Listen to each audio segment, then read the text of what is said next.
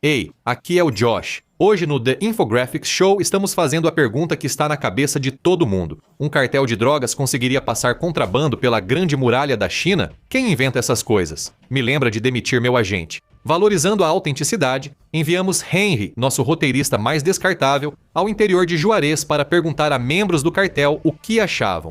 Não recebemos notícias dele há semanas, mas ele enviou anotações detalhadas e talvez um dedo anelar sobre como o tráfico de drogas moderno pode enfrentar esse desafio. No fim, é isso que importa. Opção 1. Ok, essa foi a opção mais lógica que pensei: cavar um túnel.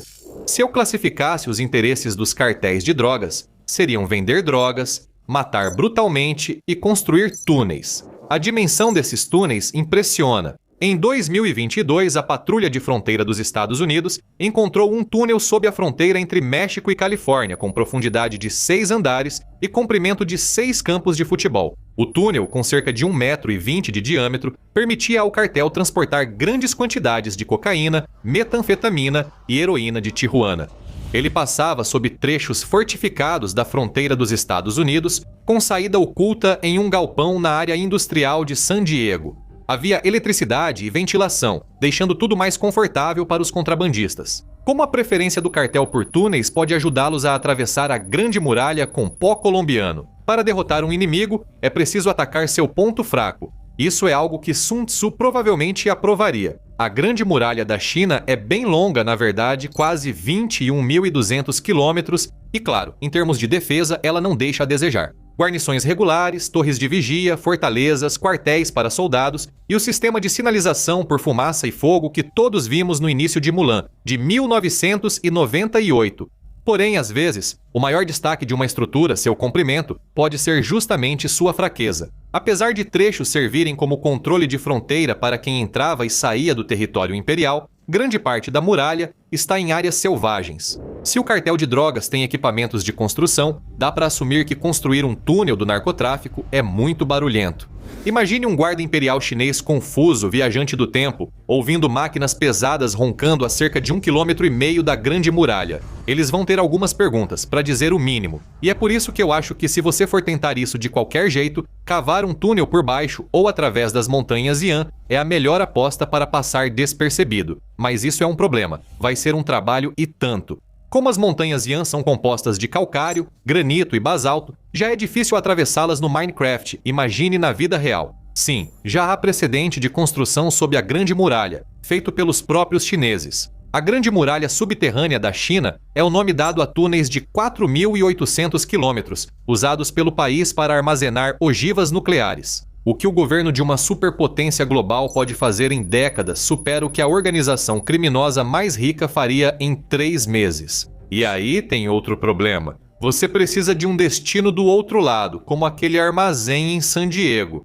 Será que compensa infiltrar membros do cartel, treiná-los em arquitetura Ming e fazê-los construir estruturas na saída do túnel só para transportar drogas? Isso parece mais complicado do que vale, não acha? Por que arriscar tempo, dinheiro e vida tentando passar por baixo do muro se você pode focar em passar por cima? Opção 2. Às vezes um clássico é imbatível. Entre todos os adjetivos pejorativos para o cartel, impiedosos, violentos, sádicos, imorais, definitivamente não dá para chamar esses caras de pouco criativos. Eles conhecem sua história, até recorreram a métodos medievais para superar as defesas da fronteira, como usar uma simples catapulta.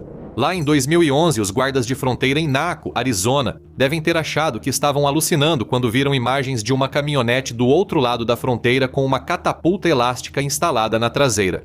Os traficantes planejavam lançar 2 quilos de maconha sobre a cerca, onde um membro do cartel no Arizona pegaria a carga e a prepararia para distribuição. E essa não foi a única forma, nem a única vez que isso aconteceu. Em 2017, uma grande catapulta foi achada presa ao muro da fronteira entre Estados Unidos e México, perto de Tucson. Esse aparato medieval lançou 2 pacotes de maconha, totalizando 21 quilos por cima do muro. Isso faz pensar na eficácia disso na muralha da China. E a resposta pode surpreender. Após 2.017 partes da fronteira entre os Estados Unidos e o México que possuem barreiras físicas, às vezes têm estruturas de até 9 metros de altura. E claramente, as catapultas de drogas têm conseguido passar por cima disso com bastante facilidade. Em comparação, a altura média da muralha da China é de 7,5 metros. Isso significa que qualquer catapulta de drogas que consiga ultrapassar o muro da fronteira dos Estados Unidos provavelmente também conseguiria ultrapassar a muralha da China. Essas são catapultas leves e ágeis, diferentes das grandes máquinas de cerco medievais. Seria fácil identificar pontos frágeis do muro e lançar um pacote de drogas por cima. O problema é que, se você está perto o suficiente para catapultar um fardo de maconha por cima da muralha da China, o que eu estou dizendo? Você também está perto o suficiente para levar um tiro na cara. Então, e se você ainda quiser lançar uma carga de drogas por cima do muro, mas manter uma distância segura das autoridades que patrulham? Eu também pensei nisso. Felizmente, os cartéis têm uma resposta para isso. Deixe-me apresentar, Trumbull, por favor, o canhão narco. Em 2013, a polícia mexicana encontrou uma caminhonete com um grande canhão na traseira, movido por um motor de carro. Ele conseguia lançar 13 quilos de maconha a mais de 150 metros. Esses canhões pneumáticos são uma versão cara e super reforçada dos lançadores manuais usados por funcionários para lançar camisetas em jogos de beisebol. Parece uma opção forte. O problema é que há um limite para a quantidade de contrabando que você pode passar desse jeito, e não é exatamente discreto. Então, se você quer que seus clientes fiquem mais chapados, você também vai querer ir mais alto. Mas como? Felizmente, eu tenho um plano para isso. Opção 3.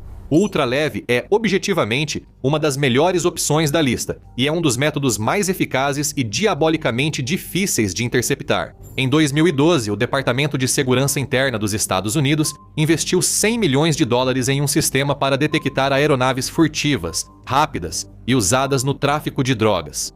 Eles pesam menos de 115 quilos e transportam cerca de 19 litros de combustível. Essas aeronaves estiveram envolvidas em mais de 200 incidentes entre 2008 e 2014.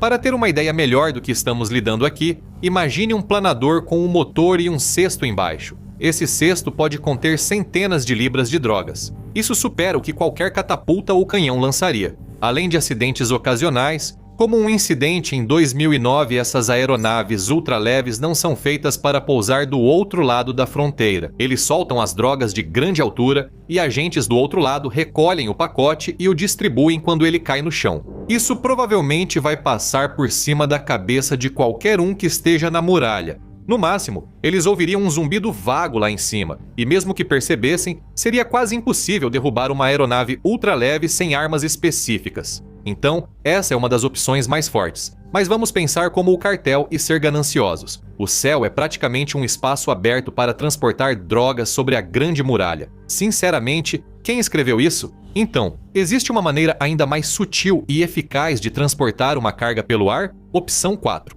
Atualmente, drones servem tanto para gravar vídeos para o YouTube, quanto para explodir casamentos no Oriente Médio. São ferramentas neutras usadas para o bem ou mal, e os cartéis aproveitam para usá-las do lado do mal. Os drones viraram mais uma ferramenta dos cartéis para contrabando de drogas. Isso preocupou tanto o controle de fronteira que, em 2026, investiram em várias armas a laser antidrone para lidar com o problema. Em março de 2024, o general Gregory M. Guillot, chefe do Comando Norte dos Estados Unidos, afirmou ao Congresso que mais de 1.000 drones mensais cruzam a fronteira Estados Unidos-México para contrabando ou espionagem das forças de segurança dos Estados Unidos. Nem é preciso dizer que os cartéis não usam drones Predator do Exército dos Estados Unidos, capazes de transportar centenas de libras de drogas. Em 2017, um homem foi flagrado usando um drone para levar 12 pacotes de metanfetamina, longe de ser quantidade industrial. Mas quantidade é essencial ao falar de drones. Eles poderiam enviar centenas de pequenos drones baratos de uma vez, cada um levando um pequeno pacote de drogas, em vez de usar uma única aeronave ultraleve. Eles também poderiam usar os drones para distrair qualquer pessoa posicionada no muro, ajudando a tornar outros métodos de entrega de drogas mais eficazes. Já existe até precedente para o uso de drones com propósitos ofensivos. Em outubro de 2025, um drone de cartel atacou uma promotoria em Tijuana. Quem garante que não poderiam bombardear a Grande Muralha com mini explosivos mortais? Mas para explorar todos os elementos desse cenário insano, vamos analisar pelo outro lado. E se o cartel não tivesse a tecnologia moderna para burlar a segurança da Grande Muralha? Antes, curta, compartilhe e inscreva-se. Com sorte, vamos trazer Henry de volta do cartel em breve. #SalveOHenry. Opção 5. Como Katy Perry cantou uma vez, Baby, Você é um... Desculpa, não consigo fazer isso. Desculpa, certas humilhações eu não aceito. Cantar Katy Perry em vídeo sobre cartéis de drogas mexicanos contrabandeando drogas pela Grande Muralha da China é uma delas. De qualquer forma, sabemos que a China inventou a pólvora, e eles foram os primeiros a fazer algumas coisas realmente interessantes com ela. Por isso, se precisasse lançar drogas por cima da Grande Muralha da China, faria sentido usar fogos de artifício, não acha?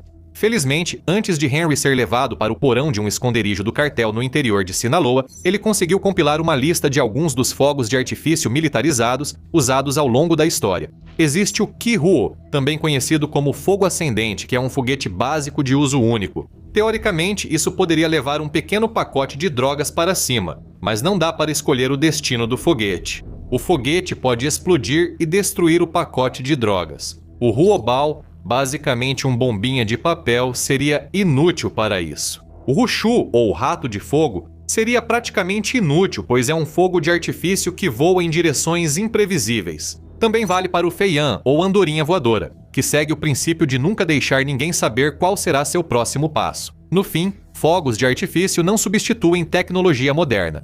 Então, sem a tecnologia, o que é necessário é a boa e velha engenhosidade humana. E como exatamente o cartel se especializa nisso? Opção 6. A Grande Muralha da China foi construída para muitos propósitos. Servia como guarnição para tropas, uma forma de assustar inimigos e, é claro, um posto de controle de fronteira para pessoas entrando no território imperial. Sendo o centro do comércio asiático, era comum o grande fluxo de pessoas, desde que os guardas imperiais permitissem a passagem. Se você busca uma forma simples de traficar drogas pela Grande Muralha e não tem restrições morais, há uma opção usada há décadas pelos cartéis: as mulas humanas. A técnica chamada body packing consiste em esconder drogas dentro ou ao redor do corpo de alguém que atravessa um posto de controle. O modo mais seguro é prender as drogas externamente, amarradas ao corpo da mula. Atualmente, cães farejadores sofisticados tornam essa opção mais arriscada para o produto e a mula. Assim, problemas modernos exigem soluções modernas.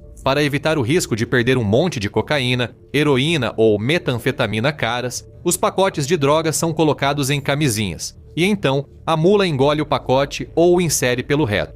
Coloque isso no seu LinkedIn. Existem muitos riscos extremos para a saúde. Se a mula digerir ou romper a camisinha, receberá uma dose letal das drogas, provavelmente morrendo na fila do posto de controle. Mas esse provavelmente é um risco que o cartel estaria disposto a correr, especialmente considerando que eles fazem isso o tempo todo. Se um monte de mulas acabar espumando pela boca e tendo convulsões no chão enquanto os guardas ficam se perguntando o que está acontecendo, bem, esse não é exatamente o tipo de coisa com que o cartel se importa. Sempre há mais drogas e sempre há mais mulas. Isso é tudo o que realmente importa. Mas o estômago humano tem limite, certo?